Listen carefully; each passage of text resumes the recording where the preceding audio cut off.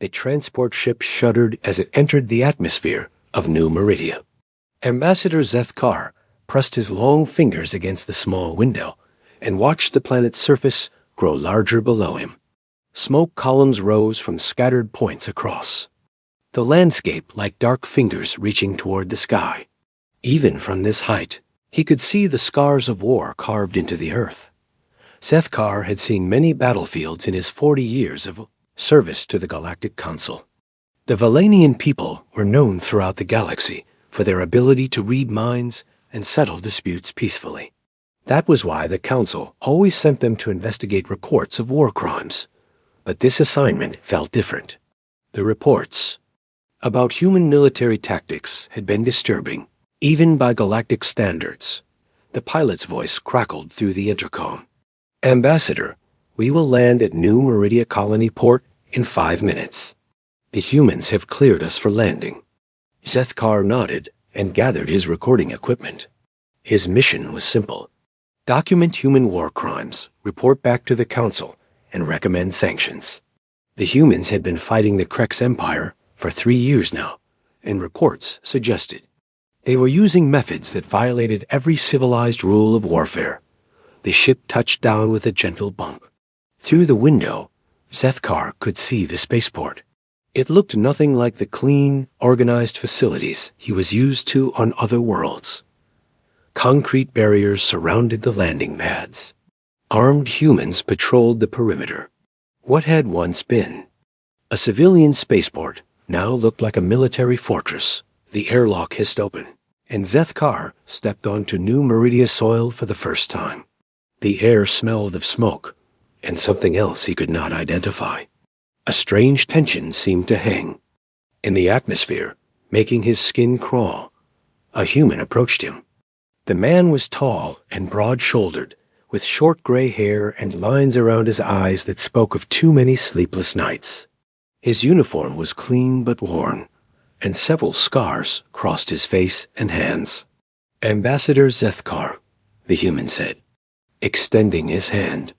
"I'm Captain Jake Morrison, Colonial Defense Force. Welcome to New Meridia."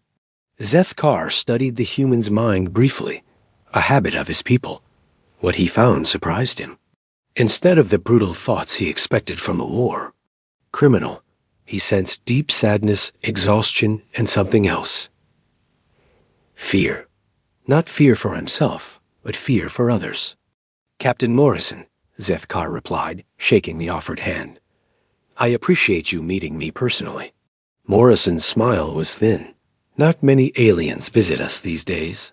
Most prefer to stay away from active war zones." He gestured toward a military vehicle nearby. "I'll be your escort while you're here.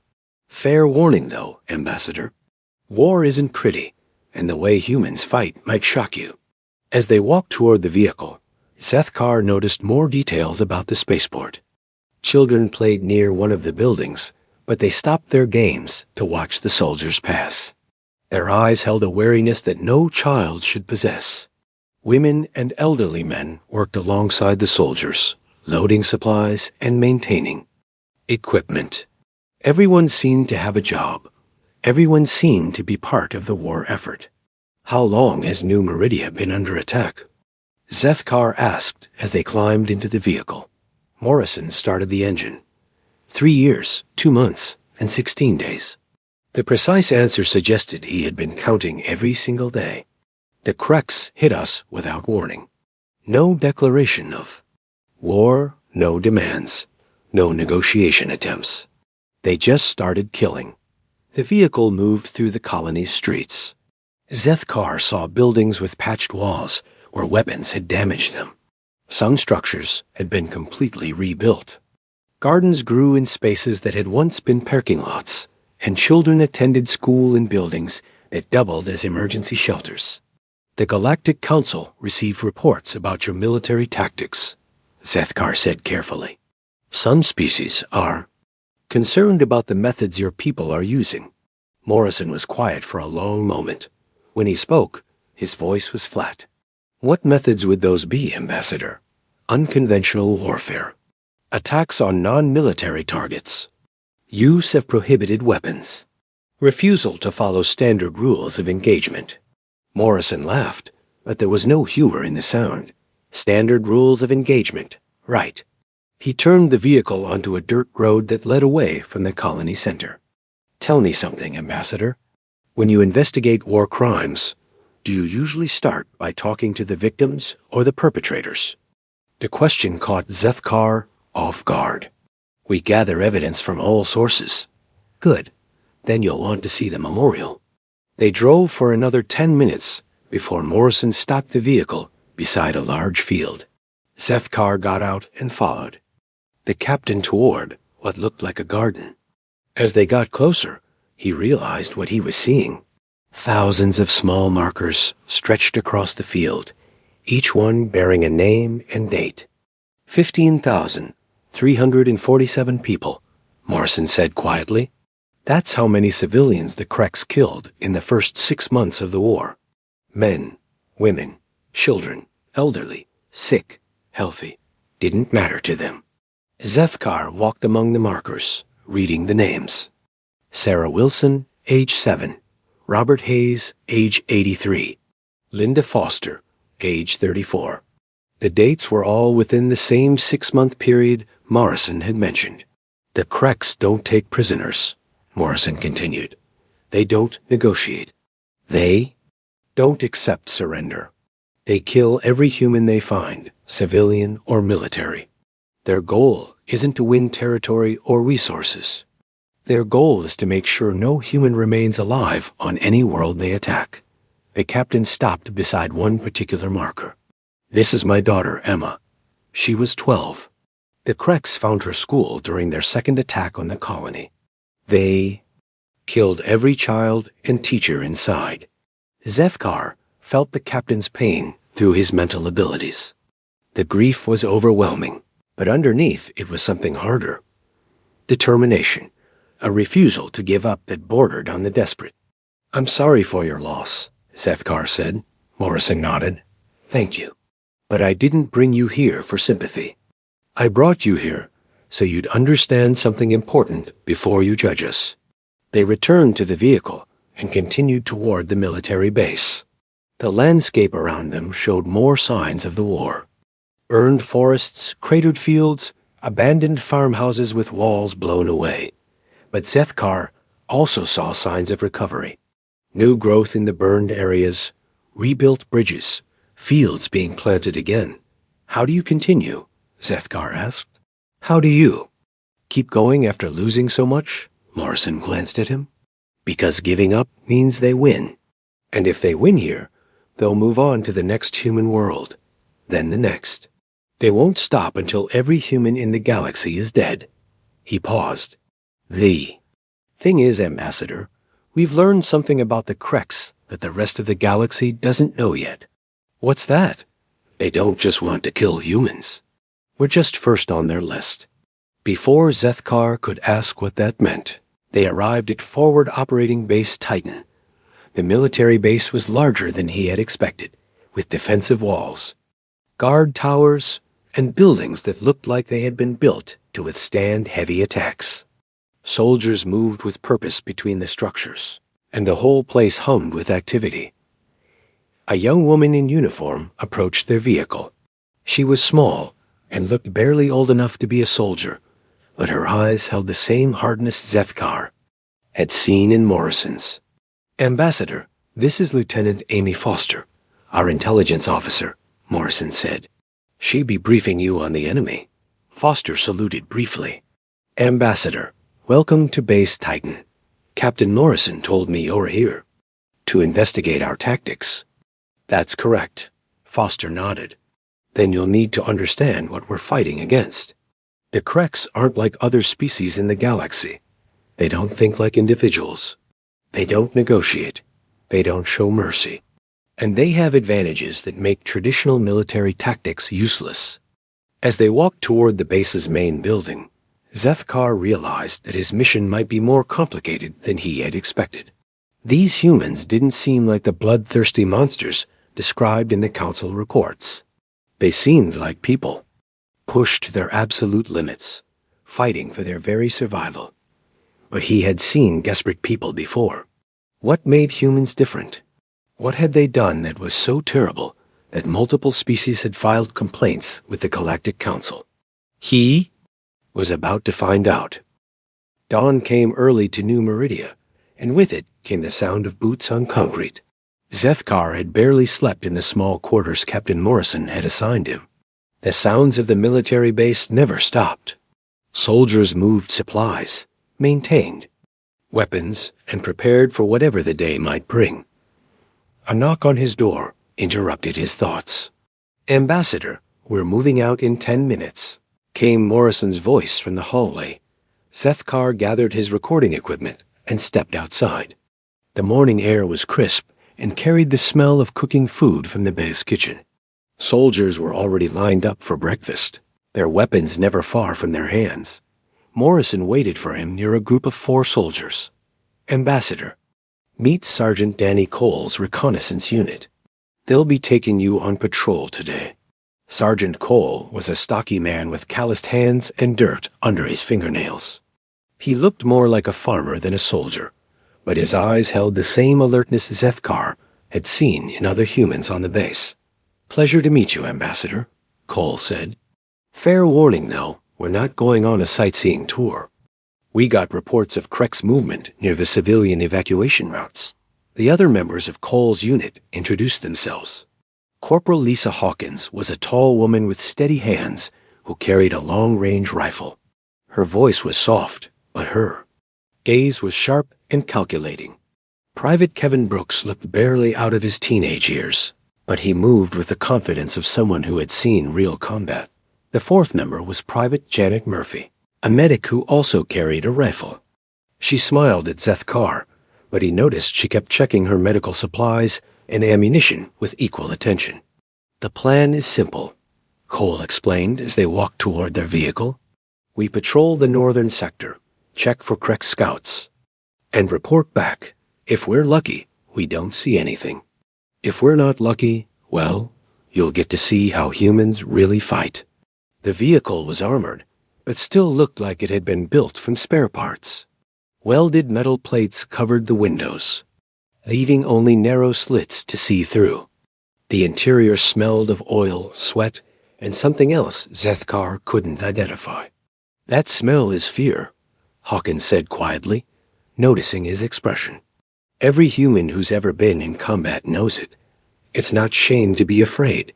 It's smart." They drove through the colony's outer defenses and into the wilderness beyond. The landscape was beautiful in the morning light, with rolling hills covered in tall grass and scattered trees.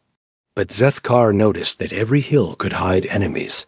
Every tree line could conceal an ambush. "Tell me about the Kreks," Zethkar said. "What makes them so different from other species?" Cole answered without taking his eyes off the road. "They're big, for starters. About 6 feet tall, covered in natural armor that can stop most small arms fire. They're strong enough to tear a human apart with their bare hands, and they're smart.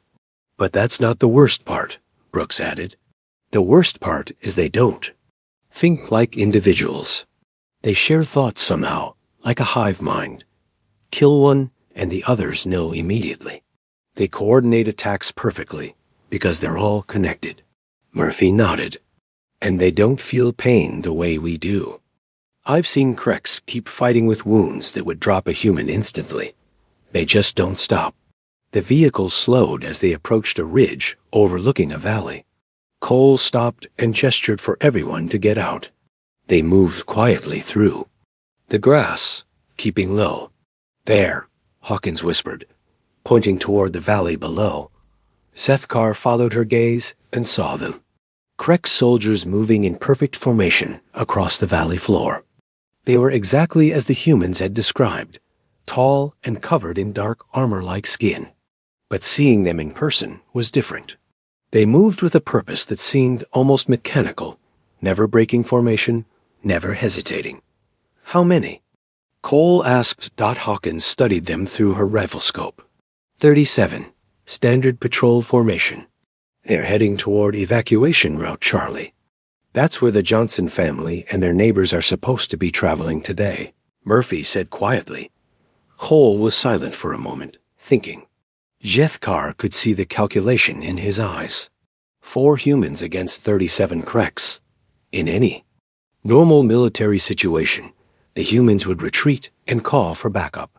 But there wasn't time for backup to arrive before the Kreks reached the evacuation route. We stopped them here, Cole decided. Sergeant, we're outnumbered 9-1, Brooks pointed out. Numbers don't matter if we fight smart, Cole replied. Ambassador, you're about to see something that might disturb you. Humans don't fight the way other species do. We can't match the Kreks in strength or armor, so we use other methods. What happened next shocked Jethkar to his core. Instead of engaging the Kreks in direct combat, Cole's unit began what they called preparation. They moved through the area around the Kreks patrol route, setting up devices that Cole had made from farming equipment and construction materials. Improvised explosives, Cole explained quietly as he placed a device near a tree. Made from fertilizer and old construction charges. Not elegant, but effective. Hawkins positioned herself on a distant hill with her rifle. I'll take out their leaders first. Without coordination, they'll be confused for a few seconds. Brooks and Murphy worked together to create what they called channels. They used fallen logs and stones to guide the Kreks movement in specific directions toward the areas where Cole had placed his devices. This is not honorable combat, Jethkar said, disturbed by what he was witnessing. Double quotes. No, it's not, Cole agreed. But honorable. Combat is a luxury we can't afford. Those Kreks are going to kill every human they find on that evacuation route. Men, women, children, elderly. They don't care about honor. The Kreks patrol entered the valley section where the humans had prepared their trap.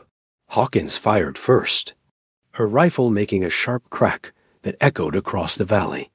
The lead Kreks dropped instantly, and the others immediately began scanning for threats. But they were looking for direct confrontation, not the guerrilla tactics the humans employed. Cole's explosives detonated in sequence, creating chaos in the Asi. Kreks formation. Several fell, while others were thrown off balance. Brooks appeared from cover, not to fight directly, but to throw smoke grenades that confused the Kreks even more. Murphy used her medical knowledge in reverse, targeting specific weak points in Kreks anatomy that she had learned from studying captured equipment. The battle was over in less than 5 minutes. The Kreks patrol was eliminated, but not through. Heroic charges, or noble single combat. The humans had used deception, traps, and psychological warfare to defeat an enemy that was individually superior to them. Effective, Jethkar said, though he felt disturbed by the methods. Necessary, Cole corrected. Ambassador, I used to build houses before the war. Hawkins taught school. Brooks was studying agriculture. Murphy was training to be a doctor. None of us wanted to become killers. They gathered their equipment and prepared to leave. As they walked back to their vehicle, Hawkins spoke quietly. You know what the Kreks do to prisoners, Ambassador? Jethkar shook his head. They don't take any. Ever. They kill everyone they capture, usually slowly. They've never accepted a surrender, never negotiated a prisoner exchange, never shown mercy to wounded soldiers or civilians. That's why we fight the way we do, Murphy added. When your enemy shows no mercy, you can't afford to follow rules they ignore. As they drove back toward the base, Jethkar found himself thinking about what he had witnessed. The humans had been efficient, clever, and completely ruthless. But they had also saved the lives of civilians who would have been killed if the Kreks patrol had reached the evacuation route. The Galactic Council calls these war crimes, he said. Cole looked at him in the mirror. The Galactic Council has never faced an enemy like the Kreks. When they do, they'll understand why we fight. This way. What do you mean? The Kreks aren't just at war with humans, Ambassador. We're just the first species they decided to exterminate. When they're done with us, they'll move on to the next species. Then the next. They won't stop until every non-Krex in the galaxy is dead. The vehicle fell silent as they returned to base. Zethkar stared out at the landscape, processing what he had learned. The humans were using tactics that violated every civilized rule of warfare, but they were fighting an enemy that had abandoned civilization entirely. For the first time since arriving on New Meridia, Zethkar began to wonder if the humans might be right. The alarm woke Zethkar from an uneasy sleep. Red lights flashed in his quarters as the base's emergency system activated. He could hear soldiers running in the corridors outside, their boots pounding against the metal floors. Captain Morrison's voice came through the intercom system. All personnel to battle stations. We have confirmed Krex movement in Sector 7. This is not a drill. Zethkar dressed quickly and stepped into the hallway. The base had transformed overnight. Soldiers were moving with urgent purpose, checking weapons and equipment. The casual atmosphere he had observed before was gone, replaced by focused intensity. Major Alex Carter found him near the command center. Carter was different from the other humans Zethkar had met so far. He was tall and thin, with careful eyes that seemed to analyze everything he saw. His uniform was clean and pressed, but his hands bore the same scars Zethkar had noticed on other soldiers. Ambassador, I understand you want to observe our operations, Carter said. Today, you'll get that chance. We've received intelligence about Krex prisoners being held in Sector 7. We're going to get them out. They walked toward the briefing room where soldiers were gathering. Zethkar noticed something different about this group. They moved more quietly than regular soldiers, and their equipment looked specialized. These were not the same type of troops he had observed on patrol. This is Captain Nina Rodriguez, Carter said, introducing a compact woman with steady hands and alert eyes. She leads our special operations team. Rodriguez nodded at Zethkar. Ambassador, fair warning. What we're about to do might look brutal to an outside observer. But those prisoners have been in Krex hands for 6 days. Every hour we wait means more of them die. The briefing began with satellite images of a Krex compound 20 miles from the base.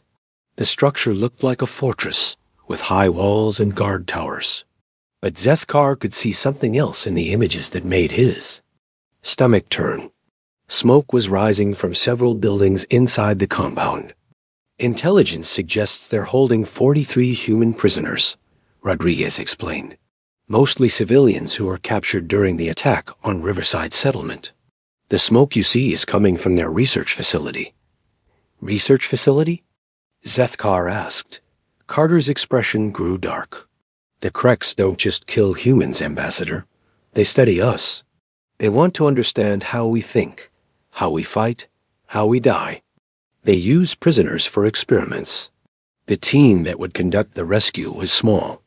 Only 8 soldiers, including Rodriguez. Each one carried specialized equipment that Zethkar didn't recognize. Their weapons looked different from standard military gear, and they moved with a precision that suggested extensive training. How do 8 soldiers assault a fortress defended by hundreds of Krex? Zethkar asked.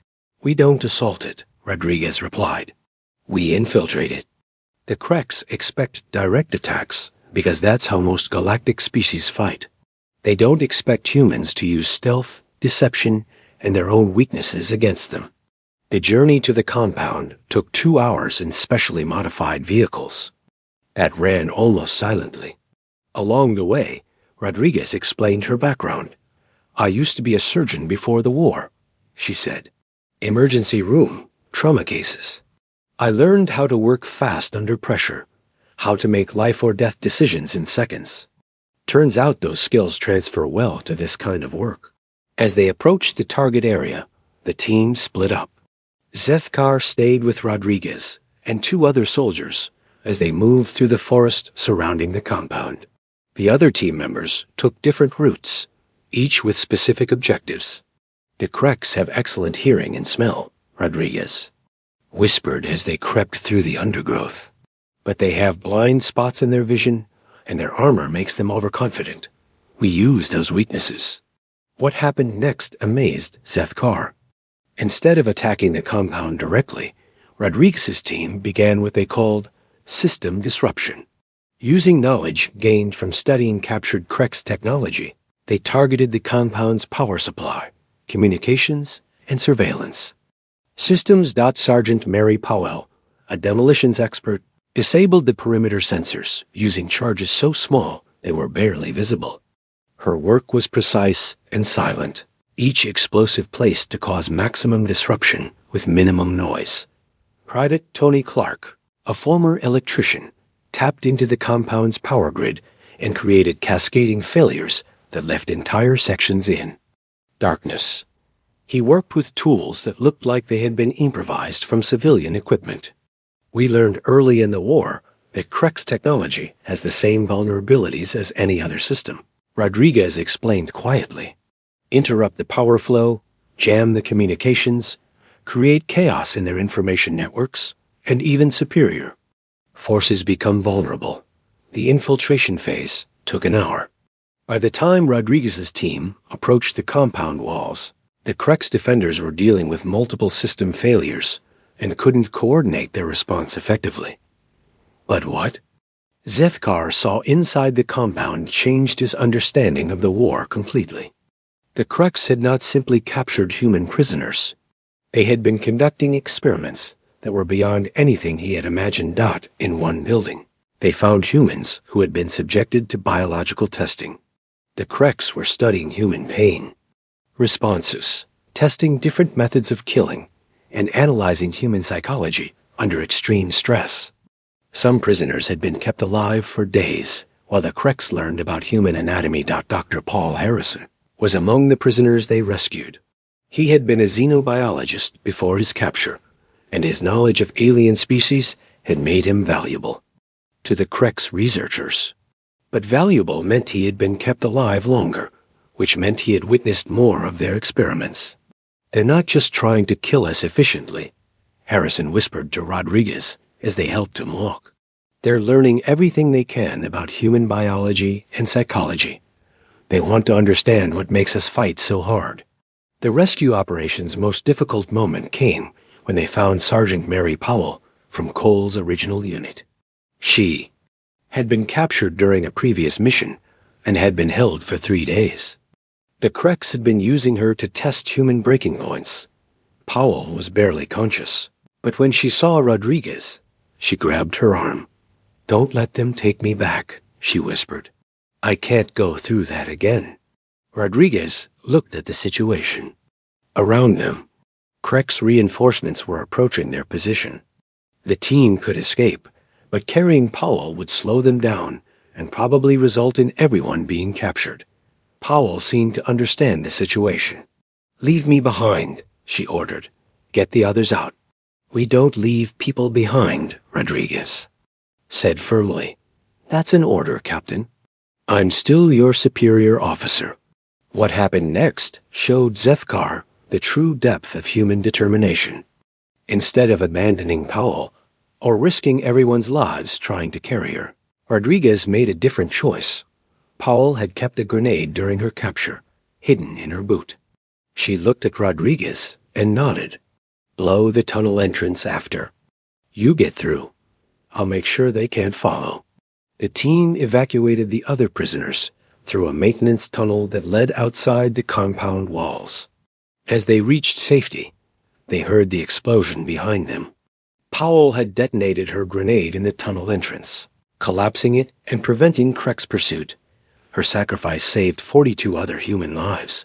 During the journey back to base, Zeth Carr rode in the medical vehicle with the rescued prisoners. Dr. Harrison, despite his injuries, was eager to share what he had learned during his captivity. "The Krex aren't just at war with humans," Harrison said quietly. "They've been planning this for years. They have files on dozens of other species. Biological profiles, psychological assessments, military capabilities. They're preparing to exterminate every non-Krex species in the galaxy."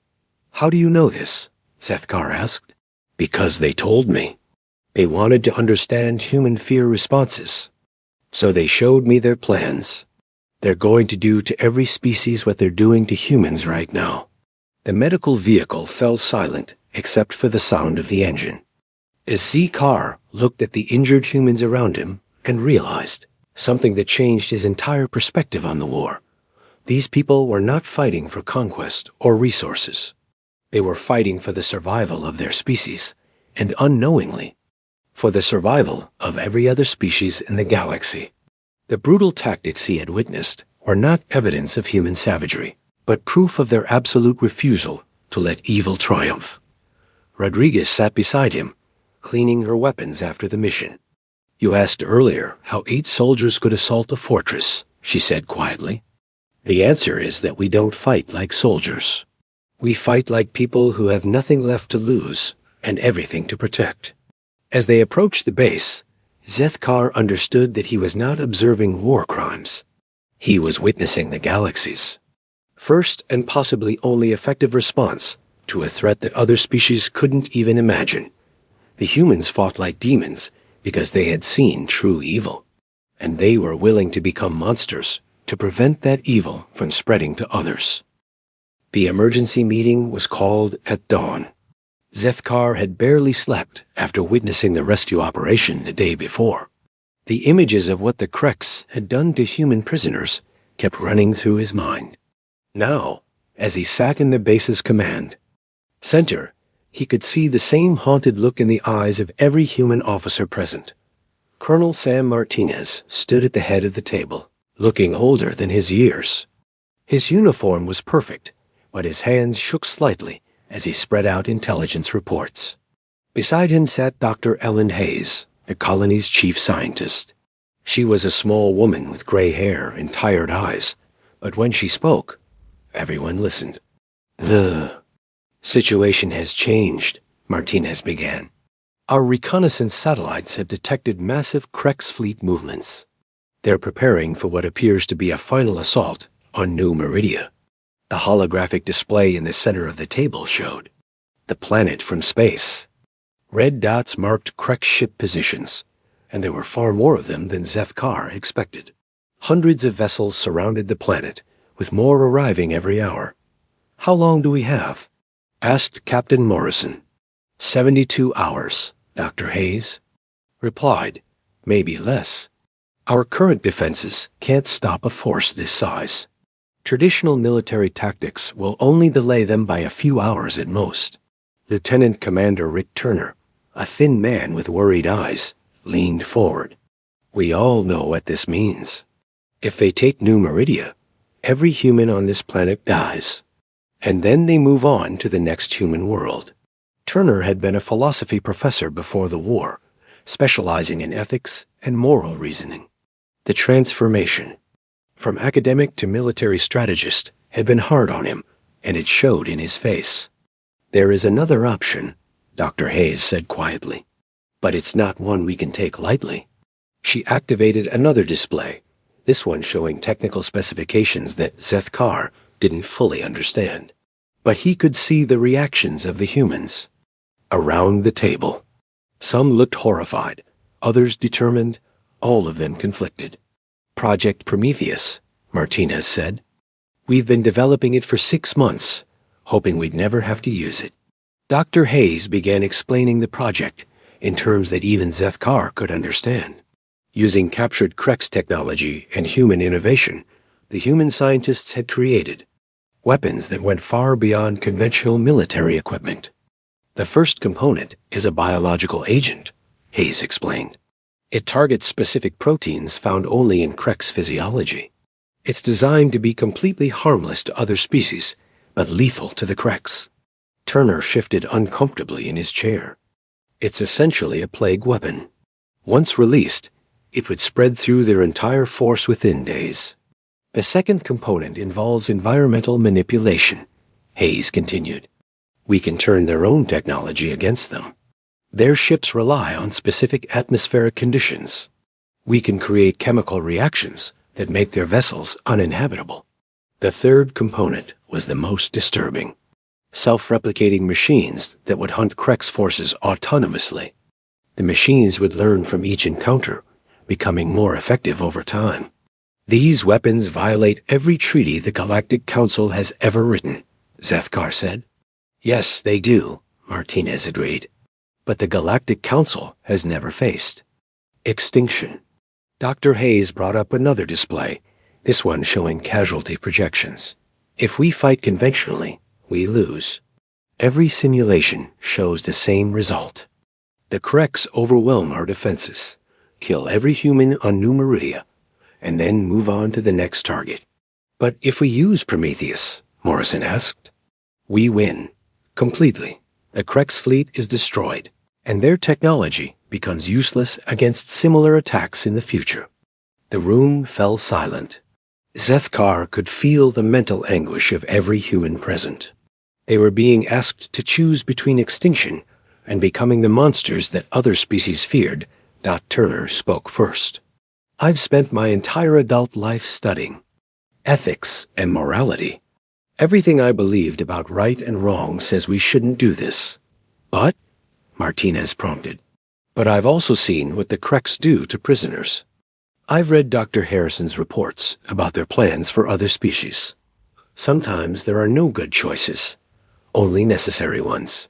Over the next several hours, Zethkar watched as humanity's leadership wrestled with the most difficult decision any species could face. They brought in officers from every unit, scientists from every department, even civilian leaders from the colony. The debate was intense and emotional. Some argued that using such weapons would make humans no better than the Kreks. Others pointed out that the Kreks had never shown mercy and would certainly not show any if their positions were reversed.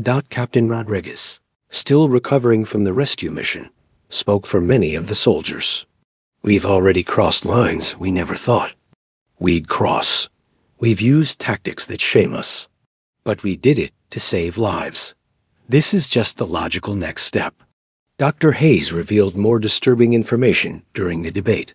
The Kreks aren't just planning to attack humans. We've decoded some of their communications. They have detailed invasion plans for 17 other species, including several members of the Galactic Council. She showed translated documents that outlined systematic extermination campaigns. The Kreks viewed all non-insectoid life as contamination that needed to be cleansed from the galaxy. Their war against humanity was just the beginning of a much larger genocide. Why did they start with humans? Zethkar asked. Because we're isolated, Martinez replied. Humans are new to galactic civilization. We don't have the alliances and treaties that protect other species. We were the perfect test case for their methods. The final decision came down to a vote. Every senior officer, every department head, every civilian leader had a voice. Zethkar watched as these people, who had already sacrificed so much, prepared to sacrifice their moral certainty as well. The vote was not unanimous, but it was decisive. Project Prometheus would be implemented if the Kreks attacked Dot as the meeting broke up. Zethkar found himself walking with Turner toward the base perimeter. The professor-turned-strategist looked exhausted. Do you think we're doing the right thing? Turner asked. I don't know, Zethkar replied honestly. But I understand why you're doing it. That's more than I hoped for, Turner said. When this war started, I thought there were clear lines between good and evil. The Kreks were evil for attacking civilians. We were good for defending them. But war doesn't leave room for such simple distinctions. They stopped at the memorial field where Morrison had taken Zethkar on his first day. New markers had been added since then, including one for Sergeant Powell. Every name here represents a choice, Turner said. Someone chose to fight instead of surrender. Someone chose to sacrifice themselves for others, or making the same choice, just on a larger scale. That evening, the Kreks attack began. Zethkar watched from the base's command center as enemy ships descended through the atmosphere. The defensive systems activated automatically, but everyone knew they were vastly outnumbered. The first wave of attacks hit the outer settlements.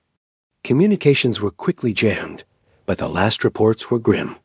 The Kreks were following their standard pattern of complete extermination.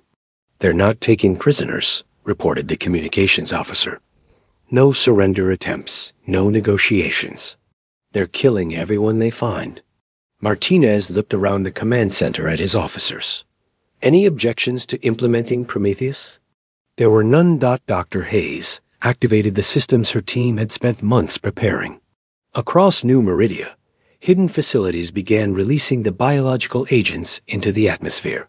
Environmental modification systems started changing the planets. Atmospheric composition in ways that would be harmless to humans but deadly to Krex, the self-replicating hunter machines, launched from concealed bunkers, immediately beginning their programmed mission to seek and destroy Krex forces.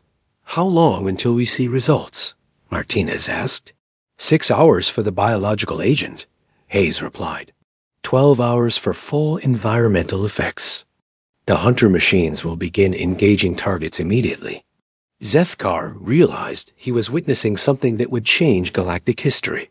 Humanity was unleashing weapons that could potentially spread beyond this planet, beyond this system. They were taking a step that could not be undone, but as he watched the humans around him, he saw no joy in their decision. Only grim determination and the terrible certainty that they had no other choice. The battle for New Meridia's survival had begun, and with it, humanity's transformation into something the galaxy had never seen before. The first effects of Project Prometheus became visible 6 hours after the Krex attack began. Zethkar stood in the command center, watching the tactical displays as red dots representing enemy forces began disappearing from the screens one by one. "Biological agent is working faster than expected," Dr. Hayes reported. "Krex ground forces are showing signs of system failure. Their communication networks are breaking down." Outside the command center windows, Zethkar could see the sky filled with smoke and fire.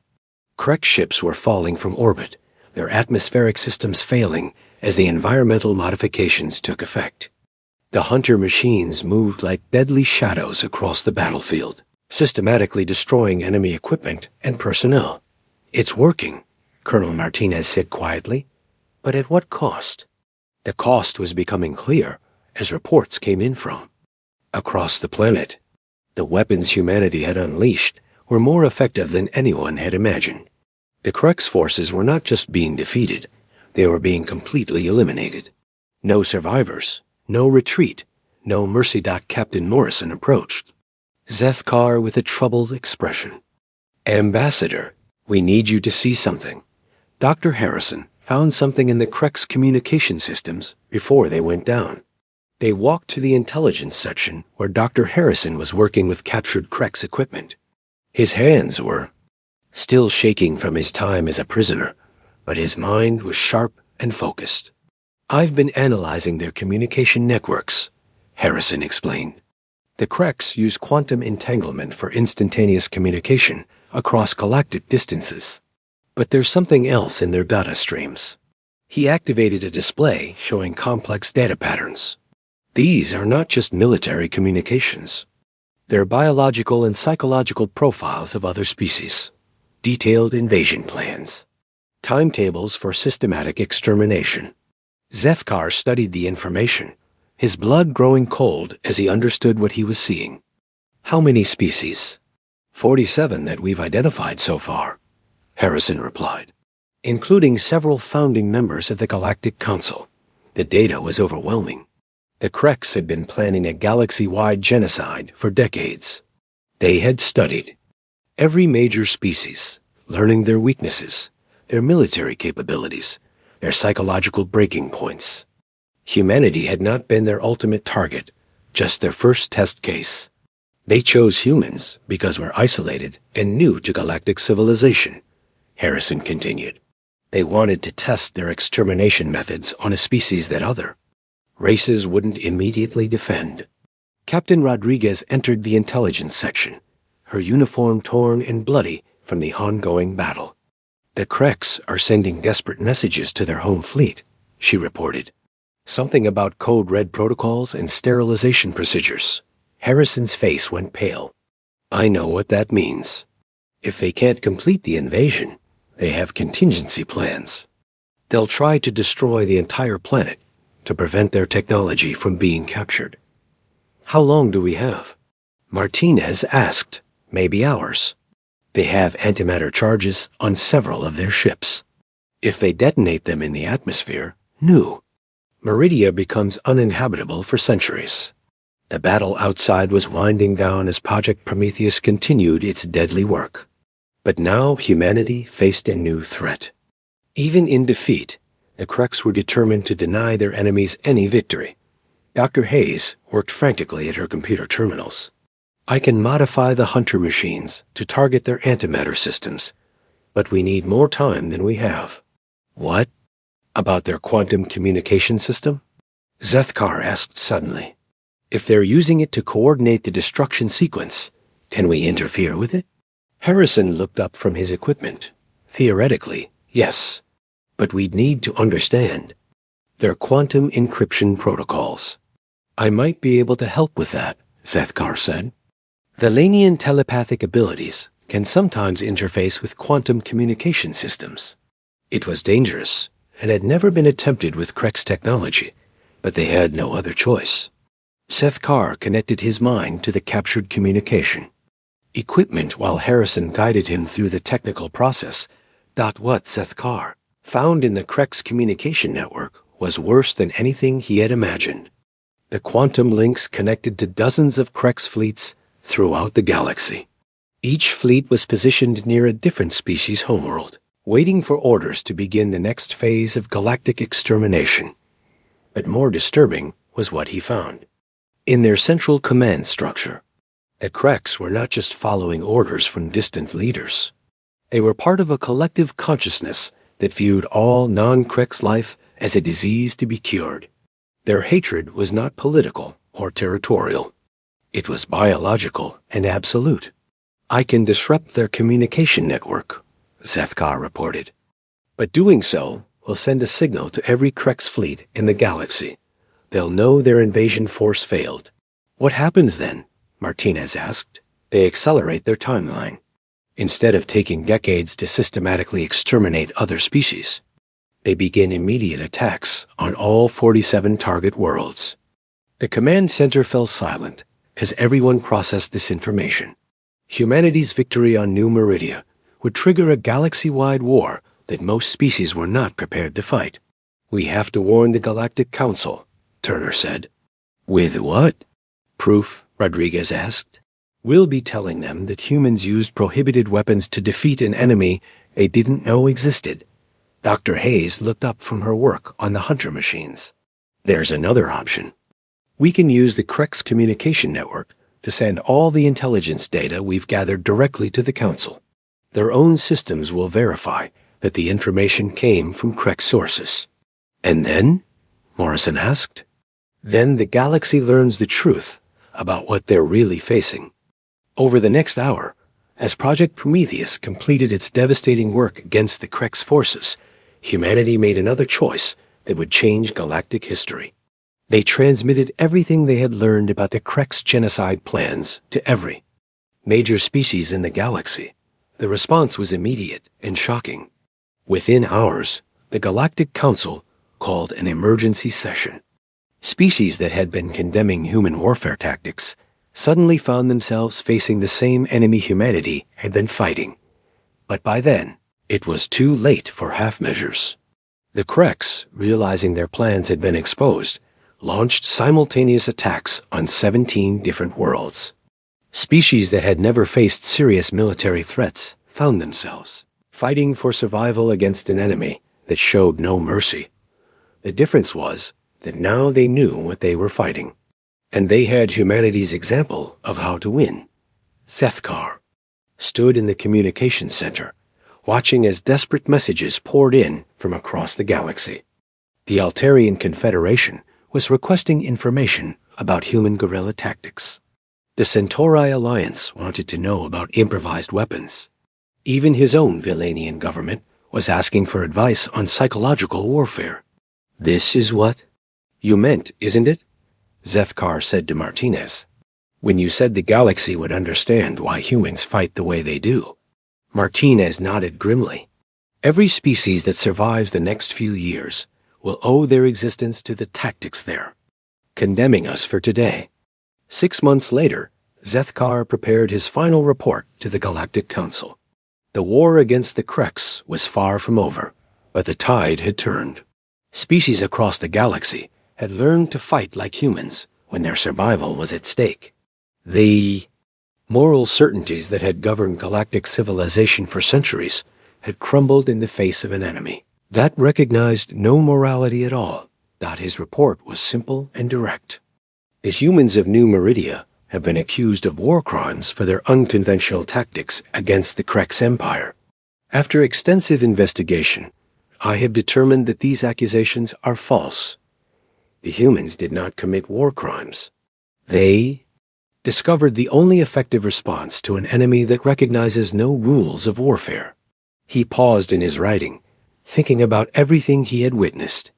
The memorial field with its thousands of names, Sergeant Powell's sacrifice in the tunnel, the terrible weapons of Project Prometheus, the moment when humanity chose to become monsters to prevent greater evil from triumphing.